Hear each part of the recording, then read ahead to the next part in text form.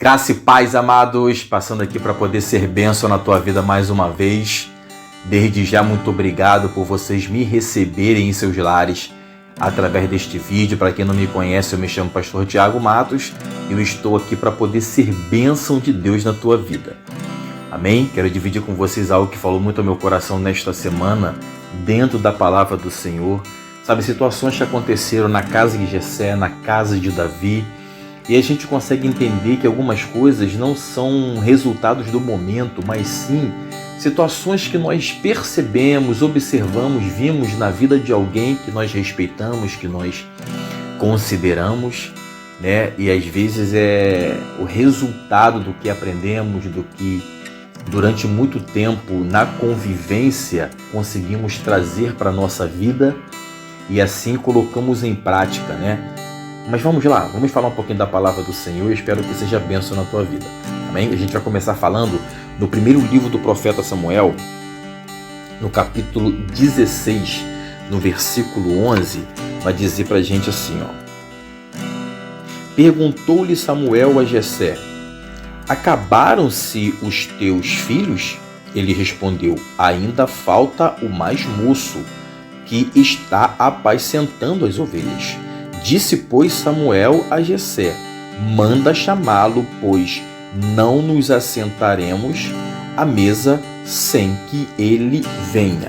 Aqui, Samuel conversando com Jessé para poder buscar o futuro rei de Israel, né? Tem algo aqui interessante. Quando Jessé apresenta todos os filhos, como nós acabamos de falar, né? Só que Samuel falou assim: acabou? Não está faltando ninguém? Aí Jessé fala que faltava Davi. Então o que ele falou? Manda chamá-lo. Manda chamá-lo, porque nós não vamos continuar esta reunião sem que o seu filho esteja aqui. Sabe, quando a gente avança para o segundo livro do profeta Samuel, no capítulo 9, no versículo 3, aqui já não é mais, né, a casa de Jessé, mas sim a casa de Davi. Olha que interessante. Disse-lhe o rei: ainda há alguém da casa de Saul para que use eu da bondade de Deus para com ele? Então Ziba respondeu ao rei: ainda há um filho de Jonatas, aleijado de ambos os pés. Olha que interessante. Samuel pergunta: ainda há mais alguém? E Jessé manda chamar Davi. Quando chega na hora de Davi, Davi pergunta: existe alguém da casa de Jonatas que eu possa honrar? Sabe, semelhanças que dá para a gente poder entender que as coisas vão acontecendo na nossa vida e não são por acaso. Muitas das vezes o resultado das nossas boas ações é aquilo que nós vivemos, aprendemos, que ficou guardado no nosso subconsciente, talvez por termos vivenciados tão novos, mas às vezes vem no momento certo as atitudes, as ações, resultado do que aprendemos, do que vivenciamos, do que admiramos na vida de alguém. Viu que coisa interessante? Isso é a palavra do Senhor. A gente volta lá no primeiro livro do profeta Samuel, no capítulo 16, no 12, vai dizer assim, ó: então mandou chamá-lo e fê-lo entrar. Era ele ruivo, de belos olhos, de boa aparência. Disse o Senhor: levanta-te e unge-o, pois este é ele. Aqui ele manda chamar Davi, né? E Davi já chega àquela reunião que estava acontecendo.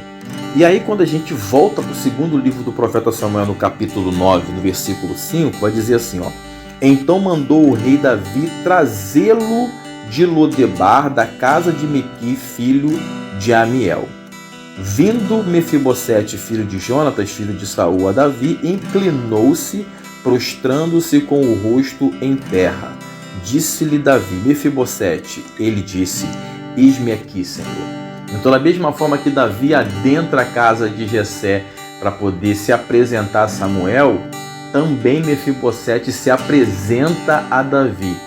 Sabe, a gente consegue perceber o quanto Deus cuida de nós, o quanto Deus faz com que as pessoas sejam abençoadoras na nossa vida, frutos daquilo que elas aprenderam, fruto daquilo que elas tinham, que ficou armazenado em sua memória, em seus corações, pelo que elas aprenderam. Eu lembro que eu era muito pequeno e ficava brincando no quintal da minha avó, né, onde eu morava quando era criança, e muitas canções antigas, louvores antigos, eu sei cantar de cor, eu sei cantar sem precisar olhar a letra. Por quê? Porque enquanto eu brincava no quintal, a minha avó sempre ficava com uma rádio evangélica ouvindo louvores o dia todo. E enquanto eu estava brincando, eu ouvia essas canções. Sabe, tem canções que é rápido. Eu começo a cantar e lembro de como eu ficava brincando no quintal, não ficava prestando atenção nas canções, mas enquanto eu estava brincando, eu ouvia as canções e elas foram ficando armazenadas na minha vida, porque até hoje eu canto, até hoje eu lembro daqueles momentos, sabe? Às vezes você não precisa estar prestando atenção em alguém, mas a convivência faz com que as ações dessas pessoas fiquem guardadas no nosso coração, como a gente consegue aprender um pouquinho aqui na palavra do Senhor, né? A gente vai agora, aqui mesmo no segundo livro do profeta Samuel, no capítulo 9, no versículos 7 e 8, vai dizer assim, ó: Então lhe disse Davi: Não temas, porque eu usarei de bondade para contigo, por amor de Jonatas, teu pai, e te restituirei todas as terras de Saul teu pai, e tu comerás pão sempre à minha mesa. Então se inclinou e disse: Quem é teu servo para teres olhado para um cão morto tal como eu? Aqui Mefibosete ele se apresenta desta forma. Davi fala para ele que ele teria um lugar especial em sua mesa para sempre, todas as vezes, né? Mas aí ele viveu uma vida tão difícil que ele fala assim: quem sou eu? Eu pareço um cão. Como que eu vou ter acesso à mesa do rei? Às vezes nós nos menosprezamos e não conseguimos acessar a benevolência, o cuidado, o amor de Deus transbordando na nossa vida através da vida de alguém. Sabe, porque vivemos tanto tempo de luta, tantas dificuldades, que às vezes a gente não consegue ver Deus nos abençoando através de alguém.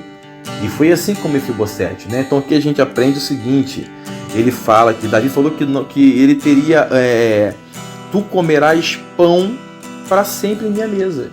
E ele fala: quem sou eu? Um cão morto, né? E quando eu leio isso aqui, eu me lembro da palavra do Senhor que está no Evangelho de Mateus.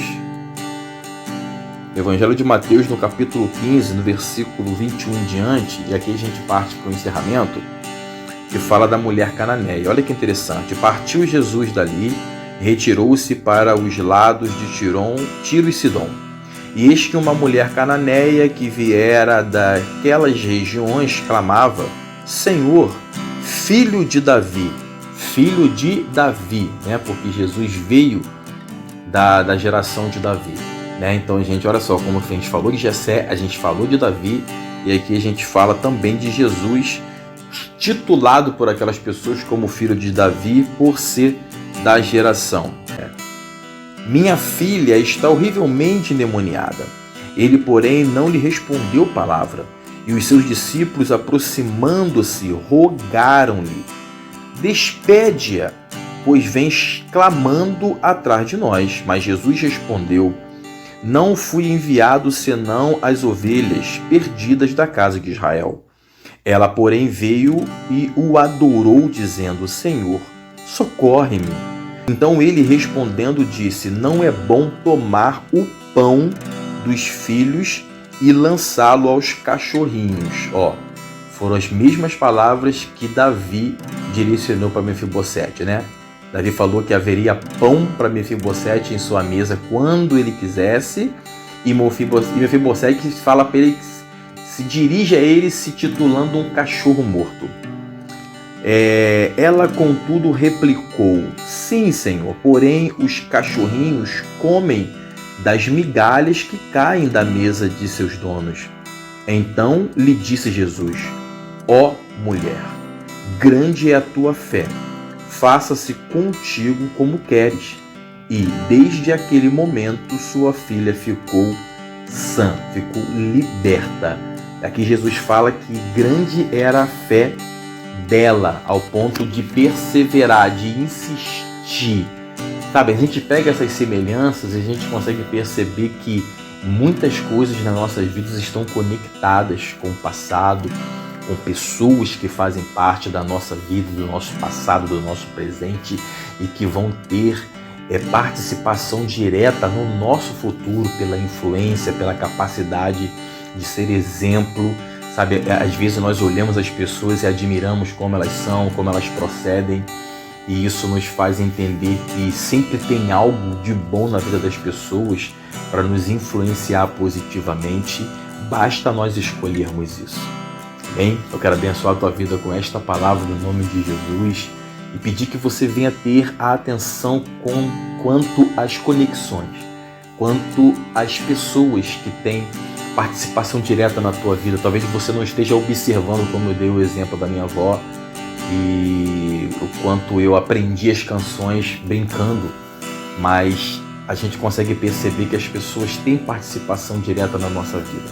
Talvez não com tanta atenção, mas a convivência nos faz aprender, a convivência nos faz admirar, a convivência nos faz ter ações iguais às das pessoas que nós admiramos.